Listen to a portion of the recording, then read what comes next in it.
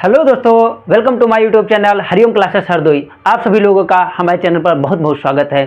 तो अब जो बच्चे सोच रहे थे कि अब नवंबर जाने वाला है, दिसंबर और जनवरी के 2 महीने केवल बच्चे हैं, आप लोगों के बोर्ड होने वाले हैं। तो यदि आप लोग दिसंबर और जनवरी के महीने में अच्छा पढ़ना चाहते हैं, अच्छी तरीके से अपनी पढ़ाई को इंप्रूव करना चाहते हैं, तो आप लोगों के लिए यह वीडियो बहुत ही खास होने वाली है। क्योंकि जिन बच्चों के मन में यह भ्रम रहता है कि अब दिसंबर जनवरी केवल 2 ही महीने बचे हैं, क्या इसमें कुछ हो पाएगा, नहीं हो पाएगा, दोस्तों सब कुछ होगा। धैर्य रखिएगा, आप लोग कंटिन्यू पढ़ाई करते रहिएगा, बिल्कुल बेस्ट होने वाला है। इसी के लेकर आप लोगों के लिए लाए हो कुछ बढ़िया से एकदम स्टेप्स, उनको आप फॉलो करिएगा, वो आप लोगों के लिए कहीं ना कहीं बहुत बेहतर होंगे। देखिएगा दोस्तों, क्या है इसमें, सबसे पहले मैंने बताया है अपना प्रतिदिन का टारगेट सेट करें। दोस्तों पढ़ाई ऐसे नहीं होगी। सबसे पहले क्या करना है, हमको सबसे पहले अपना टारगेट फिक्स करना है कि आज हम क्या पढ़ेंगे, आज हमको क्या पढ़ना है, उसके अकॉर्डिंग हमको क्या करना है, पूरा दिन उसको टारगेट बना के अच्छी तरीके से उसको फॉलो करके कंप्लीट कर लेना है। अच्छा, टारगेट के अनुसार यदि हम टारगेट बना भी लेते हैं तो टारगेट में सबसे पहले कौन सा सब्जेक्ट उठाना चाहिए, तो दोस्तों ये आप लोगों के मन पे डिपेंड करता है। जो आपको सबसे सब्जेक्ट सरल लगता है हमारे अकॉर्डिंग, वो सबसे पहले पढ़ लीजिएगा। इसलिए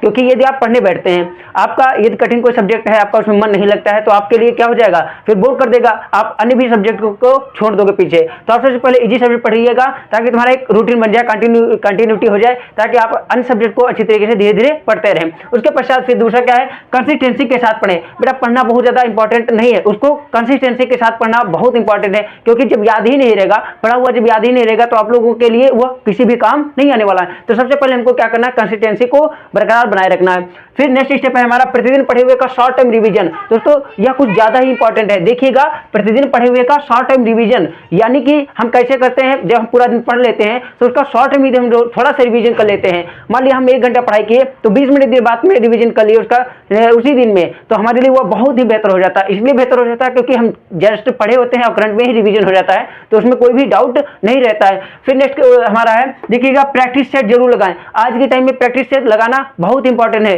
क्योंकि प्रैक्टिस नहीं करके जाएंगे तो हमारे पेपर में हमको डाउट ही बना रहेगा।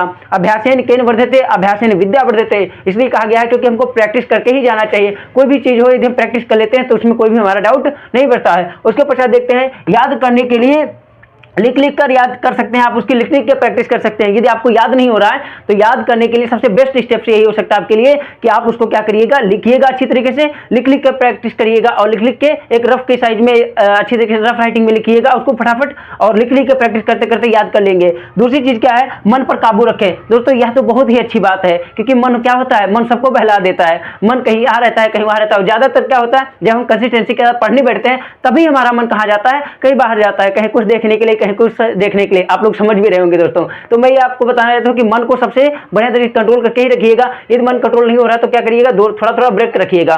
ब्रेक में क्या करते रहे आप लोग, थोड़ा अच्छी तरीके से बैठ रहे हैं या अच्छी तरीके से अपने आंखें बंद करके कुछ भी कर सकते हैं बढ़िया तरीके से, और 2-4 मिनट का जो ब्रेक ले लेते हैं, थोड़ा टहल घूम लेते हैं, तो उसके बाद फिर हमारा क्या हो जाता है, मन फिर अपने कंटिन्यू पढ़ाई में लग जाता है। इसलिए हम रिलैक्स हो जाते हैं और आराम से फिर से पढ़ाई करने लगते हैं। फिर देखिएगा लास्ट जो है हमारा, अपने आप को स्वस्थ रखें। यह तो बहुत इंपॉर्टेंट है। जब हम स्वस्थ ही नहीं होंगे तो हमारा कोई भी कार्य हमसे हो ही नहीं पाएगा। तो स्वस्थ रखना बहुत बेहद जरूरी है दोस्तों। बस आप लोगों के लिए आज इतना ही, और यदि आपको वीडियो हमारी पसंद आई तो जरूर लाइक करिएगा और सब्सक्राइब करना बिल्कुल ना भूलें, क्योंकि आप लोगों के लिए यह वीडियो बहुत मेहनत से बनाता हूं। और अपने स्वास्थ्य का ध्यान रखें। Bye bye, take care, good bye.